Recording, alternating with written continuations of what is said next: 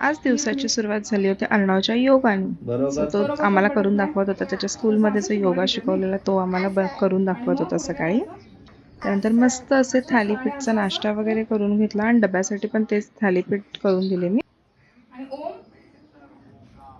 ओम हात जोडून मांडी घालायची ना, कशी दाखव मांडी घालून असा. डोळे बंद करायचे ना. नंतर रेडी वगैरे होऊन मी गेली होती थोडंसं बाहेर मामींसोबत. तर इथे मार्केटमध्ये आल्यानंतर मस्त अशा बांगड्या होत्या, घालत तर नाही पण नुसतंच घेऊन ठेवायच्या.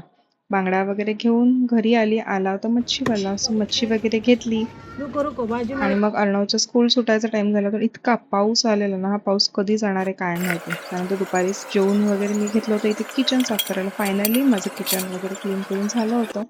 त्यानंतर संध्याकाळी मस्तपैकी मॅगी वगैरे बनवून घेतली आणि रात्री स्वयंपाक करायचा इतका कंटाळा आला होता म्हणून मी ह्यांना सांगितलं येताना पाव आणि मस्तपैकी फ्राईड राईस घेऊन या, मी बुर्जी बनवते. आणि उद्या होता आमच्या ह्यांचा बर्थडे म्हणून आज रात्री सेलिब्रेशनसाठी मी बिस्किटचा केक बनवला होता. थोडंसं सेलिब्रेशन घरी केलं, केक वगैरे कट केला. असाच गेला आमचा आजचा दिवस. भेटूया उद्याच्या ब्लॉगमध्ये. बाय.